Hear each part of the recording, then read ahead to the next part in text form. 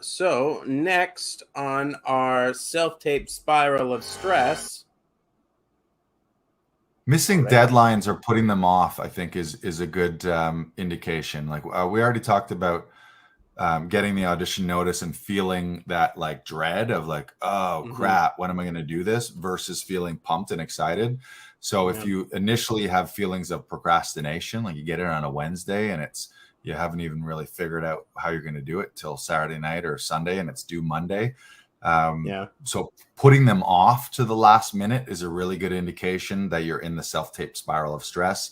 Missing deadlines, being late for deadlines, declining because you can't make a deadline, or as I just mentioned, straight up missing out on an audition opportunity because you're traveling or you're at work or you're on a vacation. Mm-hmm. Those are all huge.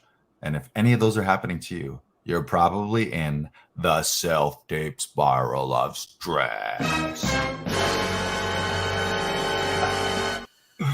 I love it. What's next? I jumped ahead, Brandon. Your turn. What do you Oh, see on that's the okay. pops out? I'm looking at frustrated due to having an informed, or not having an informed professional feedback / coaching, which it's just more fun working on a self tape with other actors. That's really what it comes down to, because you're bouncing ideas off. They're constructive ideas. If you're working with a fellow actor, they know how to break down a script. Usually if you're working with another professional actor, they've had similar training to yours, so they're able to really speak your language. And like you want to be able to break these things down, because a lot of people get hung up on not knowing the words, or I need to do this at a certain time. And knowing that you're able to throw those things away, not worry about the fact that there's stairs in the script that you need to be walking down, or like how you need to be sitting down at this moment and then get up at this moment. Like, Right. you can cut all of that stuff out and you can throw that all away, because self tapes and auditions are different than when you're filming on set. Right. And understanding those differences, those subtle differences, will really help you down the line and with every audition that you decide to take. Who is it that's on in a Henrik Ibsen show right now, who's friends with Oscar Isaac? Jessica Chastain. Jessica Chastain is famous for blackening all of the stage directions that she doesn't want to keep. So if it's like, I cry at this moment, she blacks that out. So that way she's not looking at it when she's working on the script. And I think that's something that every actor should adapt into their work, so that they are not looking at that kind of stuff, because it just gets you in your head. And you don't want to be in your head. You want to be using the full facility of your body. Love it.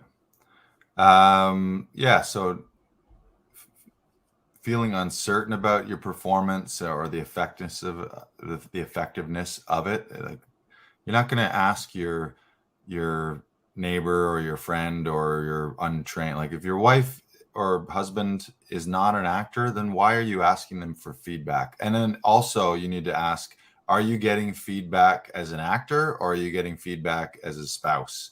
And you guys know what I'm talking about if you've ever done one with a spouse. If your spouse is a trained actor, amazing.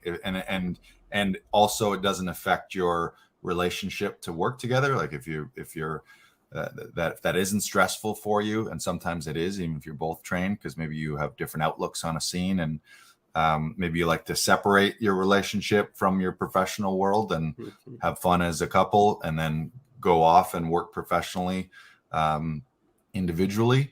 Then that's another reason maybe to find someone else. But if they're not trained, then it's like, what feedback are you getting? How is it going to be helpful? Is it helpful, really? Are you going to get an actionable direction that makes sense based on storytelling and based on scene study that is helpful, versus when you're working with an actor?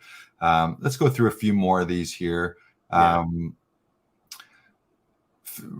This is a good one. Feeling like you're a burden on your family and friends. You might be feeling like, yeah, they're actually great, but I got to always bug them for this. They're not pumped to do it because this is not their thing. This is my thing. Feeling like they're having to take time out of their day or their work or their leisure time to come work on your stuff. Lack of focus, feeling like you're never going to seize a big opportunity. Like you see enough of these opportunities pass you by where you don't submit your best, or maybe you don't submit at all. Sooner or later, you're going to start wondering, am I really cut out for this? Is this acting thing really meant for me, or should I just hang up my hat and get a real job? Feeling like you're never going to make it, feeling like you're stuck, or the feeling of, oh, I just need more time. If only they gave me more time. You don't have time. You have the time that they gave you, the time your email came to your inbox, and the time that the audition deadline is there. That's the time that you have.